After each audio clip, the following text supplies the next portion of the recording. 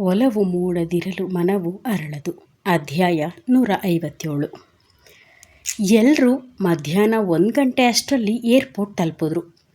ಚಿರಾಗ್ ಕೊನೆಗೂ ತನ್ನ ದುಃಖವನ್ನು ಮರೆಮಾಚೋಕೆ ಸೋತವನು ತನ್ನ ತಾಯಿಯಂತಿದ್ದ ಅಕ್ಕನನ್ನು ಗಟ್ಟಿಯಾಗಿ ತಬ್ಬಿ ಬಿಕ್ಕಿ ಬಿಕ್ಕಿ ಅತ್ತ. ಅದಿತಿಯು ಇದಕ್ಕೆ ಹೊರತಾಗಿರಲಿಲ್ಲ. ಎಲ್ಲರಿಗೂ ಅವರ ಬಾಂಧವ್ಯವನ್ನು ಕಂಡು ಕಣ್ಣು ತುಂಬಿ ಬಂದಿತ್ತು. ಚಿರಾಗ್, ನಿನ್ನ ಅಕ್ಕ ತುಂಬ ಅಳ್ತಾ ಇದ್ದಾಳೆ ಕಣೋ. ಅವಳ ಅಳುವನ್ನು ನನ್ನಿಂದ ನೋಡೋಕೆ ಆಗ್ತಾನೇ ಇಲ್ಲ. ಸರಿ, ನೀನೊಂದು ಕೆಲಸ ಮಾಡು, ಇಲ್ಲೇ ಇದ್ಬಿಡು ಅಂತ ವಸಿಷ್ಠ ಬಾಂಬ್ ಸಿಡಿಸ್ದ. ಮುಂದೆ ತಕ್ಷಣವೇ ತನ್ನ ಅಳುವನ್ನು ನಿಲ್ಲಿಸಿದ ಅದಿತಿ ಕಣ್ಣೊರೆಸ್ಕೊಂಡು, ನಾನು ಅಳ್ತಾ ಇಲ್ಲ ವಸಿಷ್ಠ ಅಂತಂದ್ಲು. ಸಣ್ಣಗೆ ನಕ್ಕ ವಸಿಷ್ಠ ಅವಳ ಭುಜವನ್ನು ಬಳಸಿ, ಅವನು ತನ್ನ ಜೀವನವನ್ನು ರೂಪಿಸ್ಕೊಳ್ಳೋಕೆ ಹೋಗ್ತಾ ಇರೋದು ಅದಿತಿ. ನೀನು ಈ ಥರ ಹತ್ರ ಏನು ಚಂದ ಹೇಳು. ಇಷ್ಟು ವರ್ಷ ಅವನ ನೆರಳೇ ಇಲ್ಲದೆ ಬದುಕಿದ್ದೆ ನೀನು ಅಲ್ವಾ? ಆದರೆ ಈಗ ಅಟ್ಲೀಸ್ಟ್ ಅವನು ಎಲ್ಲಿದ್ದಾನೆ, ಏನು ಮಾಡ್ತಾ ಇದ್ದಾನೆ ಅನ್ನೋದು ನಿಮಗೆ ಗೊತ್ತೇ ಇರುತ್ತಲ್ಲ. ಟೆಕ್ನಾಲಜಿ ತುಂಬಾ ಇಂಪ್ರೂವ್ ಆಗಿದೆ. ವಿಡಿಯೋ ಕಾಲ್, ಮೆಸೇಜ್, ಚಾಟ್ ಎಲ್ಲ ಇದ್ದರೂ ಹೀಗೆ ಅಳೋದು ಎಷ್ಟು ಸರಿ? ಅಳಬೇಡ ಆಯಿತಾ? ನಿನಗೆ ನಿನ್ನ ತಮ್ಮನನ್ನು ನೋಡಬೇಕು ಅಂತ ಅನಿಸಿದ್ರೆ ಹೇಳು, ನಾನೇ ಕರ್ಕೊಂಡು ಹೋಗ್ತೀನಿ, ಸರಿನಾ ಅಂತ ಸಮಾಧಾನ ಮಾಡಿದಾಗ ಅದಿತಿ ಕೊಂಚ ಸಮಾಧಾನ ಆದಳು. ವಸಿಷ್ಠ ಹೇಳಿದ್ದು ಸರಿಯೇ ಅಲ್ವಾ? ಇಷ್ಟು ವರ್ಷ ಚಿರು ಎಲ್ಲಿದ್ದಾನೆ, ಹೇಗಿದ್ದಾನೆ ಅಂತ ತಿಳಿದೇ ಇದ್ದೋಳು ಈಗ ಅವನು ಸಿಕ್ಕಾಗ ಅವನನ್ನು ಬಿಟ್ಟಿರೋದು ಕಷ್ಟ ಆಗಿದೆ ಅಂತ ಅಳ್ತಾ ಇದ್ದೀನಿ. ಆದರೆ ಅವನಿಗೂ ಅವನದ್ದೇ ಆದ ಜೀವನ ಇದೆ ಅಲ್ವಾ? ಸೊ ಅವನಿಗೆ ಧೈರ್ಯ ಹೇಳಬೇಕು ಅಂತ ಅಂದ್ಕೊಂಡೋಳು, ಚಿರು ಹುಷಾರು ಕಣೋ, ಏನಾದರೂ ಗೊತ್ತಾಗಿಲ್ಲ ಅಂದರೆ ಚಿಕ್ಕುನ ಕೇಳು ಅಂತಂದ್ಲು. ಭಾರವಾದ ಮನಸ್ಸಿನಿಂದ ಪರಮೇಶ್ ಮತ್ತು ಚಿರಾಗ್ನನ್ನು ಬೀಳ್ಕೊಟ್ಲು ಅದಿತಿ. ಎಲ್ಲರೂ ವಾಪಸ್ ಮನೆಗೆ ಬಂದಾಗ ಮತ್ತೆ ಮೊದಲಿನಂತೆ ಮನೆಯಲ್ಲಿ ವಸಿಷ್ಠ, ಅದಿತಿ, ಗಜಲಕ್ಷ್ಮಿ, ಸೂರ್ಯನಾರಾಯಣ್ ಮತ್ತು ದಾನು ಇಷ್ಟೇ ಜನ ಇದ್ದಿದ್ದು. ಎಲ್ಲರೂ ಜರ್ನಿ ಮಾಡಿ ಸುಸ್ತಾಗಿದ್ದರಿಂದ ಅವರವರ ರೂಮ್ ಸೇರಿದ್ರೆ ಅದಿತಿ ಎಲ್ಲರಿಗೂ ಕಾಫಿ ಮಾಡಿ ಸ್ನ್ಯಾಕ್ಸ್ ತಯಾರಿಸೋಕೆ ಅಂತ ಅಡುಗೆ ಮನೆಗೆ ಹೋದಳು. ವಸಿಷ್ಠ ಅಂದಿನ ಆಫೀಸ್ ಕೆಲಸದ ಅಪ್ಡೇಟ್ ಕೇಳೋಕೆ ಮೂರ್ತಿ ಅವರಿಗೆ ಕಾಲ್ ಮಾಡಿ ಮಾತನಾಡುತ್ತಾ ಸ್ಟಡಿ ರೂಮಿನಲ್ಲಿ ಕೂತಿದ್ದ. ಮೂರ್ತಿ ಅವರು ಕಾಲ್ ರಿಸೀವ್ ಮಾಡಿದವರು, ಸರ್, ನೀವು ಕೆಲಸ ಕಲಿತ ಕಂಪನಿಯ ಬಾಸ್ ಮಗ ನಿಮ್ಮ ಬೇಡಿಕೆಗೆ ಒಪ್ಕೊಂಡ್ರು ಸರ್. ಬೇರೆ ಎಲ್ಲರೂ ನಮಗಿಂತ ಹೆಚ್ಚಿನ ಹಣವನ್ನು ಕೋಟ್ ಮಾಡಿದ್ದಾರೆ ಅಂತ ತುಂಬ ಕಡೆ ವಿಚಾರಿಸಿ ನಮಗೆ ಫೈನಲ್ ಮಾಡಿದ್ರು ಅಂತ ಅಂದರು. ಓಕೆ ಅಂಕಲ್, ಅದು ಒಳ್ಳೆಯ ವಿಷಯನೇ ಅಂತಂದ. ನಂತರ ಮೂರ್ತಿ ಅವರು ಮಾತನಾಡುತ್ತಾ, ಅದು ನೀವು ಇನ್ವೆಸ್ಟ್ ಮಾಡೋಕ್ಕೆ ಹೇಳಿದ್ರಲ್ಲ, ಅವರು ನಮಗೆ ಅಗ್ರಿಮೆಂಟ್ ಕಳಿಸಿದ್ದಾರೆ. ನಾನು ನಿಮಗೆ ಮೇಲ್ ಮಾಡಿದ್ದೀನಿ.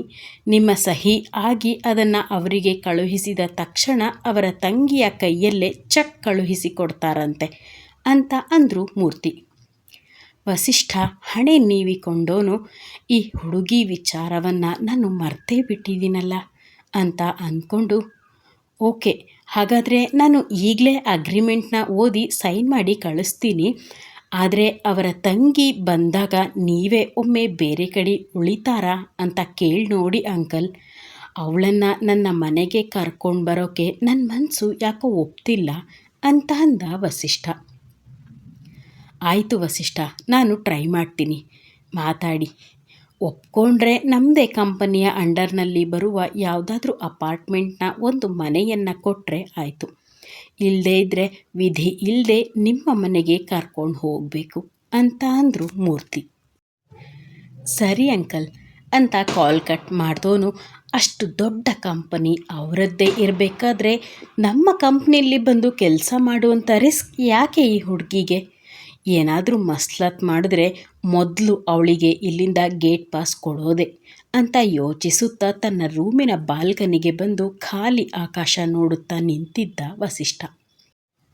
ರೀ, ಕಾಫಿ ಅಂತ ಕರೀತಾ ಬಂದಾಗ ವಸಿಷ್ಠನ ಮುಖ ಸಣ್ಣಗೆ ಅರಳಿತು.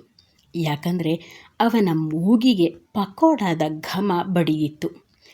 ಅದಿತಿ ಪಕೋಡ ಮಾಡಿದೀಯಾ ಅಂತ ತಿರುಗಿದಾಗ ಫ್ಲಾಸ್ಕಲ್ಲಿ ಕಾಫಿ ಹಾಕ್ಕೊಂಡು ಬಂದವಳು ಟ್ರೇನಲ್ಲಿ ಬಿಸಿ ಬಿಸಿ ಪಕೋಡವನ್ನು ಮಾಡಿ ತಂದಿದ್ಲು.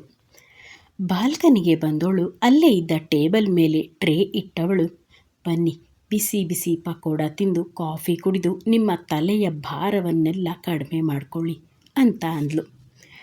ಅವಳನ್ನು ತನ್ನ ತೊಡೆ ಮೇಲೆ ಕೂರಿಸ್ಕೊಂಡ ವಸಿಷ್ಠ ಅವಳ ಭುಜದ ಮೇಲೆ ಗಲ್ಲವನ್ನು ಊರ್ದೋನು ಕೊರಳಿಗೆ ಮುತ್ತಿಟ್ಟು, ಥ್ಯಾಂಕ್ಸ್ ಹೆಂಡ್ತಿ ಅಂತ ಅಂದ. ಅವನ ಮುತ್ತಿಗೆ ಕಚಗುಳಿಯಾಗಿ ನಕ್ಕ ಅದಿತಿ, ಸಾಕು ಇದೆಲ್ಲ ಬೇಡ, ಮೊದಲು ಪಕೋಡ ತಿಂದು ಕಾಫಿ ಕುಡೀರಿ, ನಾನು ನಿಮ್ಮ ಬಳಿ ಮುಖ್ಯವಾದ ವಿಚಾರವೊಂದನ್ನು ಮಾತಾಡಬೇಕು ಅಂತ ಹೇಳಿದ್ಲು. ವಸಿಷ್ಠ ಒಂದು ಪೀಸ್ ಪಕೋಡ ತಗೊಂಡು ಅದಿತಿಗೆ ತಿನ್ನಿಸಿ ತಾನು ತಿಂದ. ನಂತರ ಒಂದು ಪೀಸ್ ಪಕೋಡ ಬಾಯಿಗಿಟ್ಕೊಂಡು ಅವಳ ಕಡೆ ತಿರುಗಿ ತಗೋ ಅನ್ನುವಂತೆ ಸನ್ನೆ ಮಾಡ್ದ. ರೀ, ಏನಿದೆಲ್ಲ ಹುಡುಗಾಟ ಅಂದಾಗ ಕಣ್ಣಲ್ಲೇ ಗದರಿದಾಗ ಅವನ ಗದರಿಗೆ ಸೋತು ಅವನ ಬಾಯಲ್ಲಿ ಕಚ್ಚಿದ್ದ ಪಕೋಡವನ್ನು ತಾನು ಕಚ್ಚಿ ತಿನ್ನುವಾಗ ಇಬ್ಬರ ಅಧರಗಳು ಆಗಾಗ ಮುತ್ತಿಕ್ತಾ ಇದ್ವು. ಅದಿತಿಗೆ ನಾಚಿಕೆಯಾಗಿ ಎದ್ದವಳು, ವಸಿ ಅಂತ ಹುಸಿ ಗದರಿದಾಗ ಸಣ್ಣಗೆ ನಕ್ಕವನು 2 ಕಪ್ಗೆ ಕಾಫಿ ಹಾಕಿ ತಗೋ ಕುಡಿ ಅಂತ ಹೇಳ್ದೋನು, ಏನೋ ಮಾತಾಡಬೇಕು ಅಂದೆ, ಏನು ಅಂತ ಕೇಳ್ದ. ಅದು ನಿಮಗಿಷ್ಟ ಆಗುತ್ತೋ ಇಲ್ವೋ ಅಂತ ಹಿಂಜರಿಕೆಯಲ್ಲೇ ಹೇಳಿದಾಗ, ನನಗೆ ಇಷ್ಟ ಆಗೋದು ಬಿಡೋದು ಸೆಕೆಂಡರಿ ಅದಿತಿ, ಮೊದಲು ನೀನು ಹೇಳು ಅದೇನು ಅಂತ ಕೇಳ್ದ ಕಾಫಿಯ ಒಂದು ಗುಟುಕನ್ನು ಏರಿಸ್ತಾ. ಅದು ನಾನು ನನ್ನದೇ ಒಂದು CA ಫರ್ಮ್ ಓಪನ್ ಮಾಡೋಣ ಅಂತ ಅಂದ್ಕೊಂಡೆ ಅಂತ ನಿಧಾನವಾಗಿ ಹೇಳಿದಾಗ ಪ್ರಾಮಾಣಿಕನಾಗಿ ವಸಿಷ್ಠನಿಗೆ ಖುಷಿಯಾಗಿತ್ತು. ಇದು ಖುಷಿ ವಿಷಯನೇ ಅದಿತಿ, ಆದರೆ ಯಾಕಿಷ್ಟು ಹಿಂಜರಿಕೆಯಲ್ಲಿ ಹೇಳ್ತಾ ಇದೀಯಾ ಅಂತ ಕೇಳ್ದ. ಅದು ಹಾಗಲ್ಲ ವಸಿ, ಈಗ ನಿಮ್ಮದೇ ಒಂದು ಕಂಪ್ನಿ ಇದೆ, ಮಾವ ಜ್ಯುವೆಲರಿ ಶೋರೂಮ್ ನೋಡ್ಕೋತಾರೆ, ಇನ್ನು ನಾನು ಕೂಡ ನನ್ನದೇ ಫರ್ಮ್ ಅಂತ ಹೋದರೆ ಮನೆಯಲ್ಲಿ ಅತ್ತೆಯನ್ನು ಅಮ್ಮನನ್ನು ಯಾರು ಗಮನಿಸ್ಕೋತಾರೆ ಅಂತ ಯೋಚನೆ ಆಯಿತು ಅಂತಂದ್ಲು ಅದಿತಿ. ಕಾಫಿ ಕುಡಿದು ಮುಗಿಸಿದ ವಸಿಷ್ಠ ಅದಿತಿಯನ್ನು ತನ್ನ ಮಡಿಲಿನಲ್ಲಿ ಕೂರಿಸ್ಕೊಂಡು ಅವಳ ಸೊಂಟವನ್ನು ಹಿಂದಿನಿಂದ ಬಳಸ್ತವನು, ನೀನು ಹೇಳ್ತಾ ಇರೋದು ನಿಜಾನೇ ಅದಿತಿ, ಹಾಗಾದರೆ ನಿನ್ನ ಮನೆಯಲ್ಲೇ ಇದ್ಬಿಡು ಅಂತ ಅಂದ. ಅದಿತಿಯ ಮುಖ ಪೆಚ್ಚಾಯಿತು, ಆದರೂ ಅದನ್ನು ತೋರಿಸ್ಕೊಳ್ದೆ ಸರಿ ಅಂತಂದ್ಲು. ಅವಳ ತಲೆಗೆ ತನ್ನ ತಲೆಯಿಂದ ಡಿಕ್ಕಿ ಹೊಡೆದ ವಸಿಷ್ಠ, ಇಲ್ಲ ಅನ್ನೋದನ್ನು ಕಲಿಯೇ, ನಾನು ಬೇಡ ಅಂದರೆ ಬಿಟ್ಬಿಡ್ತೀಯಾ? ಪುಣ್ಯಕೋಟಿ ಹಸು ಥರ ಇರೋದನ್ನು ನೀನಿನ್ನೂ ನಿಲ್ಲಿಸಿಲ್ವಾ ಬುದ್ದು ಅಂತ ಅಂದ. ಮತ್ತೇನು ಮಾಡಲಿ ಅಂತ ಕೇಳಿದ್ಲು ಅದಿತಿ. ಸದ್ಯಕ್ಕೆ ನಿನ್ನ ಫರ್ಮ್ನ ಶುರು ಮಾಡೋದು ಬೇಡ ಅದಿತಿ, ಈಗ ನೀನು ಕೂಡ ಮನೆಯಲ್ಲಿ ಈ ವಿಷಯವಾಗಿ ಮಾತಾಡಿದ್ರೆ ಮೊದಲು ಹೇಳೋದು ಏನು ಗೊತ್ತಾ, ಮೊದಲು ಒಂದು ಮಗು ಮಾಡ್ಕೋ ಅಂತಾರೆ, ಅದಕ್ಕೆ ಒಂದು ಮಗು ಆದ ನಂತರ ನಿನ್ನ ಕೆರಿಯರ್ ಕಡೆಗೆ ನೀನು ಗಮನ ಕೊಟ್ಟರೆ ಮಗುವನ್ನು ನನ್ನಮ್ಮ ಮತ್ತು ನಿನ್ನಮ್ಮ ನೋಡ್ಕೋತಾರೆ ಅಂತ ಅಂದ. ಹಾಗಾದರೆ ಪ್ರಾಕ್ಟೀಸ್ ತಪ್ಪು ಹೋಗುತ್ತಲ್ಲ ಅಂತ ಅಂದ್ಲು. ಅವಳ ಮಾತಿಗೆ ಸೊಂಟವನ್ನು ಬಲವಾಗಿ ಹಿಡಿದು ತನ್ನತ್ತ ಹೇಳ್ಕೊಂಡೋನು, ಪ್ರಾಕ್ಟೀಸ್ ತಪ್ಪಿ ಹೋಗಬಾರ್ದು ಅಂದರೆ ನೀನು ನನ್ನ ಕಂಪ್ನಿಲೇ ಅಕೌಂಟ್ಸ್ ಡಿಪಾರ್ಟ್ಮೆಂಟ್ನ ಹೆಡ್ಡಾಗಿ ಕೆಲಸ ಮಾಡು, ಅದು ಕೂಡ ಮಗು ಆಗೋವರೆಗೆ ಅಂದಾಗ ಅದಿತಿಗೆ ಖುಷಿಯಾಗಿತ್ತು. ಹಾಗಾದರೆ ನಾನು ಯಾವಾಗಿಂದ ಕೆಲಸಕ್ಕೆ ಬರಲಿ ಬಾಸ್ ಅಂತ ಕೇಳಿದ್ಲು ಅದಿತಿ. ನೀನು ಈಗಲೇ ಸೇರಿದ್ರೂ ನನಗೆ ಯಾವ ಅಭ್ಯಂತರವೂ ಇಲ್ಲ, ಇಲ್ಲಾಂದರೆ ಇನ್ನೂ ಸ್ವಲ್ಪ ದಿನ ಬಿಟ್ಟು ಬಾ ಅಂತ ಅಂದ. ಇಲ್ಲ, ನಾನು ನಾಳೆಯಿಂದಾನೇ ಬರ್ತೀನಿ, ಅತ್ತೆ ಮಾವನ ಬಳಿ ನೀವೇ ಮಾತಾಡಿ ಅಂದಾಗ ಅದಕ್ಕೂ ಒಪ್ಕೊಂಡ ವಸಿಷ್ಠ. ಮುದ್ದು ಜೋಡಿಗೆ ಯಾರ ದೃಷ್ಟಿಯೂ ತಾಗದೇ ಇರಲಿ ಎಂದು ನಾವೆಲ್ಲ ಹಾರೈಸಿದರೆ ಕಾಲನ ಕರೆಗೆ ಹೂಗುಟ್ಟು ಅವರಿಬ್ಬರ ನಡುವೆ ಹುಳಿ ಹಿಂಡಿ ಬೇರೆ ಮಾಡಲು ಬರುವ ಸುಂಟರ ಗಾಳಿಯ ಅರಿವಿಲ್ಲ ಅವರಿಬ್ಬರಿಗೆ.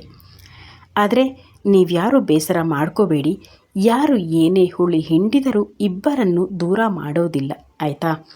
ಅಕಸ್ಮಾತ್ ನನ್ನ ಕೈ ಮೀರಿ ಇಬ್ಬರು ದೂರ ಆದರೆ ನಾನೇನು ಮಾಡೋಕ್ಕಾಗಲ್ಲ, ನನ್ನನ್ನು ಬೈಬೇಡಿ. ಕಥೆ ಮುಂದುವರಿಯುತ್ತೆ. ಅಲ್ಲಿವರೆಗೂ ನಿರೀಕ್ಷಿಸಿ. ಒಲವು ಮೂಡದಿರಲು ಮನವು ಅರಳದು. ಧನ್ಯವಾದಗಳು.